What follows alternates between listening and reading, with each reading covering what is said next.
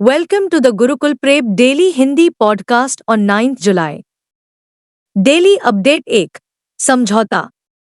डपिट और एनसीए ने भारत की लॉजिस्टिक्स लागत में सुधार के लिए समझौता ज्ञापन पर हस्ताक्षर किए। उद्योग और आंतरिक व्यापार संवर्धन विभाग डपिट, वाणिज्य और उद्योग मंत्रालय ने देश भर में रसद लागत के आकलन के लिए एक व्यापक ढांचा विकसित करने के लिए National Council of Applied Economic Research (एनसीईआर) के साथ हाथ मिलाया।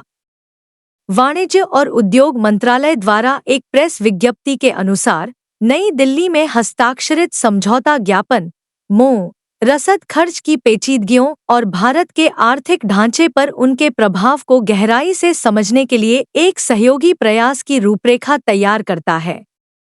डेली अपडेट 2 पुस्तकें। समयापुरम मरियम्मन मंदिर पर कॉफी टेबल बुक का विमोचन।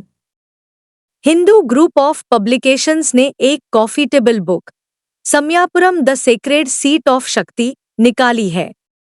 भरतनाट्यम नृत्यांगना एवं शिक्षिका वृंदा रमनन और वास्तुकार जे. रमनन द्वारा लिखी गई 190 पृष्ठों की इस पुस्तक में समयापुरम गांव में सर्वोच्च शासन करने वाली देवी मां से जुड़े हर पहलू का वर्णन किया गया है। विभिन्न खंडों में विभाजित आकर्षक चित्रों वाली पुस्तक में देवी मरियम्मन देवी मां, प्राचीन किंवदंतियों, मंदिर के उत्सव, पूजा और देवी को अभिषेकम, पवित्र तीर्थम, भक्तों द्वारा देवी मरियम्मन के प्रति प्रदर्शित की जाने वाली अत्यधिक भक्ति के बारे में दिलचस्प कहानियां हैं। डेली अपडेट 3 रक्षा। भारत ने स्वदेशी लाइट टैंक जोरावर का अनावरण किया। रक्षा अधिकारियों ने बताया कि देश के स्वदेशी हल्के टैंक जोरावर का प्रोटोटाइप तैयार है और जल्द ही इसका व्यापक परीक्षण किया जाएगा। इसे रक्षा अनुसंधान और विकास संगठन (डीआरडीओ) द्वारा लार्सन एंड टुब्रो (लैंटी) के साथ प्रमुख इंटीग्रेटर के रूप में संयुक्त रूप से विकसित किया गया था। अधिकारियों ने बताया कि टैंक में फिलहाल कमिंस इंजन लगा है और डीआरडीओ ने घरेलू स्तर पर नया इंजन विकसित करने की परियोजना शुरू की है। एक सूत्र ने बताया कि विकासात्मक परीक्षणों के तहत अगले 6 महीने में टैंक का गर्मी, सर्दी और ऊंचाई समेत विभिन्न स्थितियों में परीक्षण किया जाएगा। डेली अपडेट 4 अंतर्राष्ट्रीय। मसूद पेजेश्कियान ईरान के राष्ट्रपति चुने गए। सुधारवादी उम्मीदवार मसूद पेजेश्कियान ने ईरान के राष्ट्रपति चुनाव में जीत हासिल की। कट्टरपंथी सईद जलीली को हराकर पश्चिम तक पहुंचने और इस्लामी गणराज्य को निचोड़ने वाले प्रतिबंधों और विरोध प्रदर्शनों के वर्षों के बाद देश के अनिवार्य हेडस्कार्फ कानून पर प्रवर्तन को आसान बनाने का वादा किया। चुनाव बढ़े हुए क्षेत्रीय तनाव के बीच हुआ। अप्रैल में ईरान ने गाजा में युद्ध को लेकर इजरायल पर अपना पहला सीधा हमला किया, जबकि मिलिशिया समूह जो इस क्षेत्र में तेहरान के हथियार हैं, जैसे कि लेबनानी हिजबुल्लाह और यमन के हौथी विद्रोही, लड़ाई में लगे हुए हैं और अपने हमलों को बढ़ा दिया है। डेली अपडेट 5 राष्ट्रीय। संस्कृति मंत्रालय ने 46वीं विश्व धरोहर समिति की बैठक के लिए परियोजना परी शुरू की। संस्कृति मंत्रालय ने विश्व धरोहर समिति की बैठक के 46वें सत्र की तैयारियों के साथ प्रोजेक्ट परी, पब्लिक आर्ट ऑफ इंडिया शुरू किया है। विश्व धरोहर समिति की बैठक का 46वां सत्र जुलाई के 21 से 31 तक नई दिल्ली में होगा। प्रोजेक्ट परी, पब्लिक आर्ट ऑफ इंडिया, संस्कृति मंत्रालय, भारत सरकार की एक पहल, जिसे ललित कला अकादमी और national gallery of modern art द्वारा निष्पादित किया जा रहा है, जिसका उद्देश्य आधुनिक विषयों और तकनीकों को शामिल करते हुए हजारों साल की कलात्मक विरासत, लोक कला लोक संस्कृति से प्रेरणा लेने वाली लोक कला को सामने लाना है। डेली अपडेट 6 योजनाएं और समितियां। हाथरस भगदड़ की जांच के लिए न्यायिक आयोग गठित। एक आधिकारिक बयान के अनुसार इलाहाबाद उच्च न्यायालय के सेवानिवृत्त न्यायाधीश ब्रजेश कुमार श्रीवास्तव हाथरस भगदड़ की घटना की जांच के लिए उत्तर प्रदेश सरकार द्वारा गठित 3 सदस्यीय न्यायिक जांच आयोग की अध्यक्षता करेंगे। आयोग को 2 महीने के भीतर जांच पूरी करने का जिम्मा सौंपा गया है और वह मामले के विभिन्न पहलुओं पर गौर करेगा, जिसमें यह घटना दुर्घटना है या साजिश, और भीड़ को नियंत्रित करने के लिए जिला प्रशासन एवं पुलिस द्वारा किए गए इंतजाम शामिल हैं। यह निवारक कदमों की भी सिफारिश करेगा। Daily update 7। खेल। लुईस हैमिल्टन ने ब्रिटिश ग्रां प्री 2024 जीती।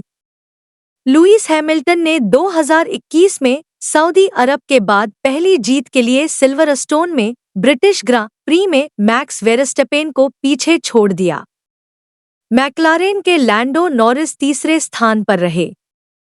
हैमिल्टन के टीम के साथी जॉर्ज रसेल, जो ऑस्ट्रिया में एक सप्ताह पहले विजेता थे, को पोल पोजीशन से शुरू करने के बाद पानी के रिसाव के कारण बाहर होना पड़ा।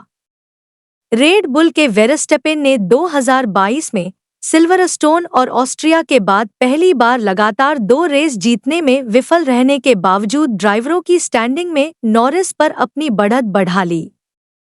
मैक्लारेन के ऑस्कर पियास्त्री चौथे, फेरारी के कार्लोस सैंज छठे और हास के निको हुल्केनबर्ग 7वें स्थान पर रहे। Daily update 8। राज्य। झारखंड की अभ्रक खदानों को एनसीपीसीआर ने बाल श्रम मुक्त घोषित किया। राष्ट्रीय बाल अधिकार संरक्षण आयोग एनसीपीसीआर के अध्यक्ष ने झारखंड में अभ्रक खदानों को बाल श्रम मुक्त घोषित किया है। एनसीपीसीआर के अध्यक्ष प्रियांक कानूनगो ने कोदरमा में बाल श्रम मुक्त अभ्रक द्वारा आयोजित एक कार्यक्रम के दौरान जोर देकर कहा कि सभी बाल श्रमिकों को अभ्रक खदानों से हटा दिया गया है और अब स्कूलों में नामांकित किया गया है। कानूनगो ने अभ्रक खनन में बाल श्रम की आपूर्ति श्रृंखला को साफ करने के लिए इस तरह के पहले सफल प्रयास का श्रेय राज्य, जिला और स्थानीय शासी निकायों, बाल श्रम मुक्त अभ्रक कार्यक्रम, बच्चों और समुदायों द्वारा किए गए सहयोगात्मक प्रयासों को दिया। Daily update 9। शिखर सम्मेलन और सम्मेलन। Obstetric and Gynaecological Societies of India ने सूरत में पहली बार आयोजित किया सम्मेलन। Federation of Obstetric and Gynaecological Societies of India FOGSI का 3 दिवसीय राष्ट्रीय सम्मेलन पहली बार सूरत के एक होटल में 5 से 7 जुलाई के बीच आयोजित किया गया था। इस कार्यक्रम में विभिन्न राज्यों के 500 से अधिक स्त्री रोग विशेषज्ञों ने भाग लिया। विशेष रूप से फॉक्साई दुनिया का सबसे बड़ा संगठन है, जिसके सदस्य 44,000 से अधिक डॉक्टर हैं। सम्मेलन में राष्ट्रीय स्तर के फॉक्साई इंडिया के अध्यक्ष डॉ. जयदीप टांक, सचिव डॉ. माधुरी पटेल, दक्षिण एशियाई प्रसूति एवं स्त्री रोग संघ के अध्यक्ष डॉ.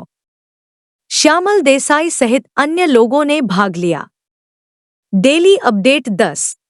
शिखर सम्मेलन और सम्मेलन। संघर्ष के बीच यूक्रेन के लिए मजबूत समर्थन दिखाने के लिए नाटो शिखर सम्मेलन की मेजबानी करेंगे बाइडन। राष्ट्रपति जो बाइडन यूक्रेन के समर्थन में संयुक्त राज्य अमेरिका और उसके सहयोगियों के बीच एकता और एकजुटता दिखाने के उद्देश्य से एक महत्वपूर्ण 3 दिवसीय नाटो शिखर सम्मेलन की मेजबानी करने के लिए तैयार हैं।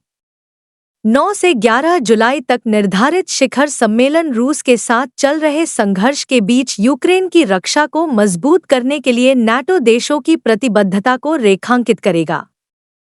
नाटो महासचिव जेन्स स्टोल्टेनबर्ग से शिखर सम्मेलन के दौरान यूक्रेन के लिए सैन्य, राजनीतिक और वित्तीय सहायता में उल्लेखनीय वृद्धि की घोषणा करने की उम्मीद है।